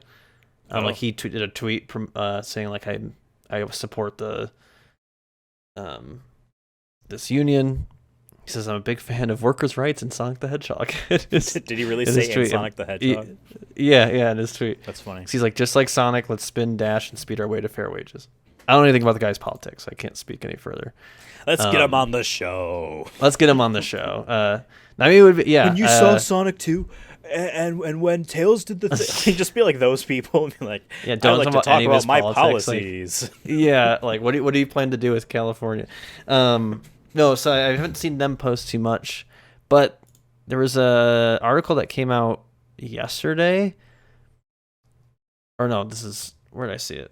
Not yesterday. It was, hold up, folks. I put it in our chat earlier. Holding on. Yeah, this is from on Twitter at Labor Lab US. And since blue check marks aren't a thing anymore on fucking Twitter, I don't know if they're legit or not. But they made a graphic and everything. But it says, breaking, Sega of America has hired consultants at Heightened Solution to conduct anti-union persuasion against workers in CWA 9510. Great. Well, yeah, so every company is going to do that, so it sucks. Yeah. And I then remember top comment is Sonic would never. Sonic literally wants freedom. And well, I see I see More Perfect Union follows them. Amazon Labor Union follows them. Okay, so I think they legit. Must be legit. They have some good sources then. I trust them. Cool. Yeah. Yeah. We've talked about this on an episode or two ago. But yes, cheering for them. Yeah. It sucks that companies I like would want a union bust, but it's in their best interest to do it, so like it sucks, but like I don't know. It'd be cool if one of them's like, hell yeah. I want to reiterate too, because we said it in the episode where they kind of asked people to sign this survey, which I think you could still sign on their Twitter if you go to it. They didn't say anything about boycotting or anything like that. Right. And I always go back to, you should always listen to the people who are in the who are trying to unionize, what they want you to do, because sometimes people start making decisions or start trying to do boycotts and whatnot, and sometimes the unions don't want that. Right. So just an FYI, just that it's a case by case basis. Yep. So. Case by case basis. Sonic the Hedgehog, they're going to make a lot of video games about, but some of these other this is my segue. Some of these other games are making a case-by-case basis on if they're going to make more of them. They had a survey out earlier this year about some dormant franchises of them, Golden Axe, Afterburner, and the like. Just asking people, hey, have you heard of this before? And it's funny that some of the answers are possible answers are like, I've never heard of this. And it's like, oh, man, those are classic Sega franchises, but there are more gamers that started gaming after 2010 than there were before 2010. That's a stat I made up on the fly, but like it feels probably close to being right. You know what I mean? Right. There's a lot of people that have no idea about Sega's At least the accessibility to video Yeah. games is And like Sega doesn't lot promote more. their like yeah, sure they come out with a new Sega Genesis collection, it feels like every year. But it just is That isn't presented like a marketed to dump kids. of old ROMs. Like kids don't know why Altered Beast was That- cool. that is for- it never that's for, was, like- but you know. It's for people like, I wouldn't even say us, like older than us, who lived during the Sega Genesis and like had one and Yeah. like, oh yeah, I liked my Sega Genesis. Yeah, I'll buy this $30 thing. Cool. It has That's- Sonic 2 and, Streets of Rage. Cool. Comics Zone. Cool. Comic Zone is actually kind of fun idea. We talked about this in another episode, but just to reiterate, there is potentially a new Jet Set radio game coming. This was leaked along with Persona 3 Reload, which we know is real. So we must assume that this test idea, because there's a bunch of different shader styles they were testing out too on what the art style should look like. So very clearly early at the time of those grabs and whatnot. Yeah, so that is apparently coming. Our big Sonic guy, the big guy in charge of Sonic right now, Takahashi Iizuka, became executive officer at Sega of America. Big ups to him. So can we blame him? Because for the Sega of America. anti-unionization. Yeah, I mean, they sent why him not? personally over there to go fuck it up. Yeah, Oh he's my been God. That's he's really been with awful. the series since Sonic 3. And I know there are some Sonic fans and Sega fans and just games critics that don't see him in a positive light based off choices that he's personally decided for the Sonic series. But hey, if he was really adamant on open zone, if that was him and not someone else, then he redeemed himself a little bit. So I guess cool. And then also, you and I are big Yoko Taro fans. Taro heads. Yep, Taro heads. Speaking about Taro heads, he lost his mask at an anime expo. His big Emil mask that he wears all the Does he time. have to make a new one? How does that work? I don't know. He was in like some video wearing He can't go on social different media. cartoony mask. Does he have an actual head? Do we know this?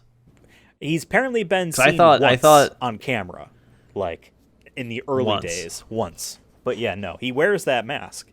Nobody knew who he was until he put on the mask, you know what I mean? And he lost it at an anime expo like last week. Oh no. So Shit. Well, I if hope you're he out gets the there replica. and you're Japanese and you're somehow caring about this American podcast, we don't speak your language, I'm sorry. Find that. Give Find it to him. Don't ransom it off. That was the man's mask. It's probably we need more probably mysterious people, and Yeah. if mystery is gone, it's not as fun anymore. smells. Yeah. So. Also, Yoko Taro, stop making mobile games with Sega, because that's what this news story is, and make a new Nier. I'm sure you are, but like, just tell me you're making a new one, and I guess I'll stop being mean. Yeah, he Well, he is can't do anything until he gets his mask back. I know. So. Or his head. I can in my see head, that being an actual creative block. Like in my head, it's he doesn't have an actual like human. It's like the actual Oh. Emil head where it's floating, and he needs to put in it on. my head, the inside of the mask is covered with sticky notes of what he thinks about the games, and that's where all his ideas are. And so without the mask on his head, he doesn't know what he's talking about. In there, Yeah. it's somehow like much bigger. Like Oh, you go yeah, in there, yeah, it's like yeah. a mansion. It's fourth dimensional. It's a space that has a larger space than Yeah. the space it should Yeah. contain. Yeah. Like you said, it was like it's a blocker for him without it, and I like the Yeah, idea. It's yeah. like he has a house in there, and there's vaults of like video game ideas, and Oh, the true philosophy. meaning of Nier Yeah. is somewhere in there. Yeah. Man. Please make a new Nier. And I should play the mobile game just to see what the story was, but like I want a new console Nier. There's a new mobile game by Sega in partnership with Yoko Taro. He is the creative officer of it, called 404 Game Reset, essentially. It just wipes your phone to factory new when you install it. Yeah. The Game premise for the game is something Yoko Taro-esque. Essentially, it is a gacha game like that Kantai collection where we've made anime girls based off video game franchises owned by Sega. The villain is Sega itself, And so I think you're trying to save the Sega franchises from Sega. And so like, oh, it's Afterburner, but she's a girl. Oh, it's, this franchise, but she's a girl. And you're fighting Sega. It's interesting. It's very existentialist in that regard. It's only in Japan. I have no interest in it. Let me tell you right now, I have like zero interest in mobile gacha games. I want to play the Nier one, but I probably won't. But there's that Final Fantasy VII on your phone. Ever Crisis. We know it. No. Ever Crisis comes out soon. I pre-registered. I will try to stream it. I would like if that game just came to PS4. It's just here. Give us $40 or whatever. But I'll play that because I want Final Fantasy VII on my phone. But yeah, this does not interest me. So, and then in addition to that, we know Persona 6 is coming eventually. Apparently, it has been internally delayed. The game was never announced or anything like that, but the guy who leaked Persona 3 Reload said, oh, Persona 6 is definitely not this year. It was delayed internally. Does that mean it's next year? Who knows? And then much like Panzer Dragoon Zwei 2 Zwei, remaster is apparently in the works. I guess there's a Skies of Arcadia remaster that is rumored. Skies of Arcadia? Yes. Ja. Yes. Ich liebe. Oof. Ich liebe Panzer Dragoon 2. Absolutely. Well, that's all we have. Is there anything you want to talk about Sega before we wrap up? This has been our state of Sega. Yeah, state of the Sega. Next time we got to do it just like the president, and we have to turn this into speech form. So we have to like read off everything, but we have to make it more concise. Make a big speech. Okay, so like... Yeah, and we were talking about AI. I know we were against AI, but we could do it AI Biden voice to like read off the script for us. So we don't have to even do the episode.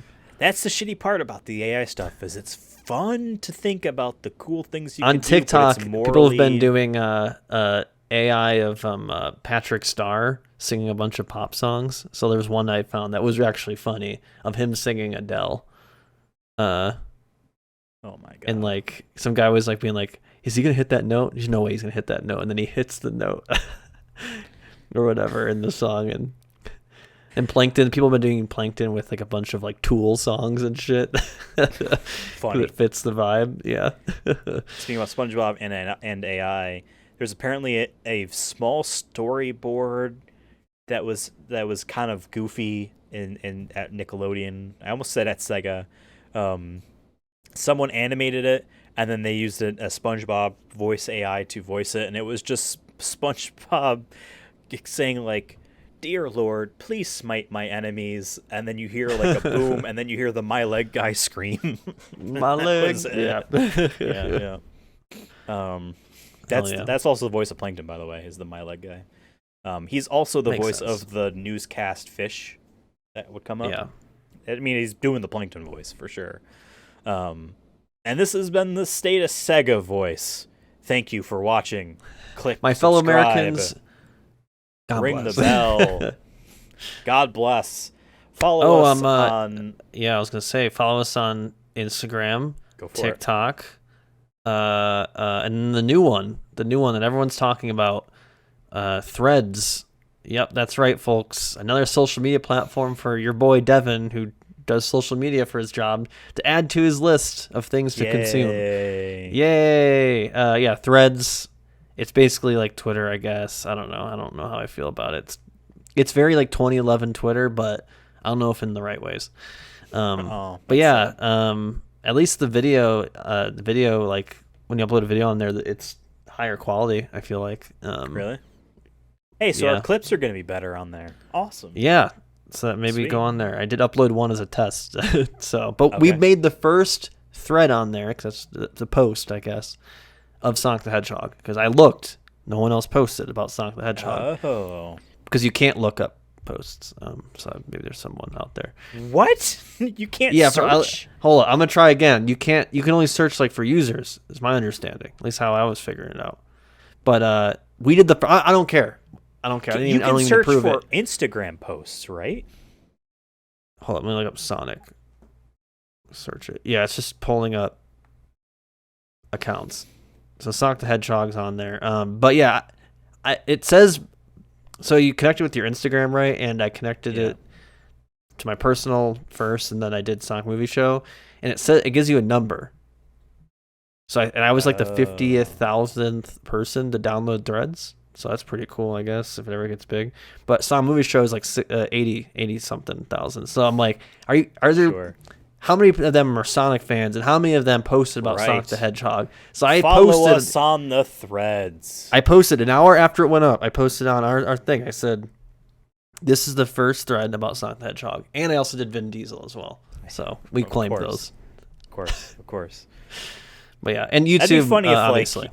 if yeah, we're on YouTube and Twitter at Sonic Movie Show. YouTube is Give the us preferred way like. to listen to the show Yes, / watch yes. the show. So But if you're driving your car and you can't watch a YouTube video, we are on Apple Podcasts. We are on Spotify. you're we're driving on in your Audible. tank transformer woman Yep, on the way to work. Your World War II Japanese tank girl.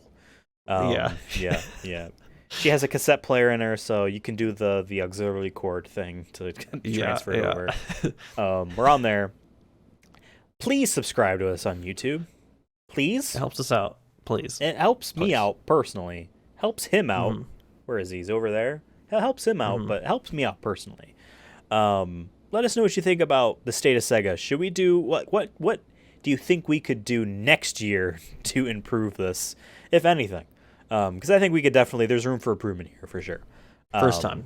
Yes, first time. Yeah. First time for everything. Not the last time though. And yeah, I'm on Twitter at Ethan Absolutely. I will not be going to Threads. I'll go to Blue Sky if they ever open. I guess. I keep asking for an But- invite because I need to do that for my actual job, and it's like frustrating. I'm like, no, literally though. I'm like, can someone get me? I'm not even doing this to like spite Elon. I'm like, I'm just trying to do this because I know I'm gonna get asked about it. So yeah, if you have a Blue Sky invite, so hit me up, please. At Cursona Fun on Twitter. At Ethan Absolutely on Twitter. Give it to me first. It'd be funny because I don't do social media for a living. Let us know what you think about Sega. Until next time, have a fantastic day. You always gotta, you always have to prompt them at the end. Let us know. Right. But I couldn't think Let of us anything, so know. just Sega. Do the thing. Sega.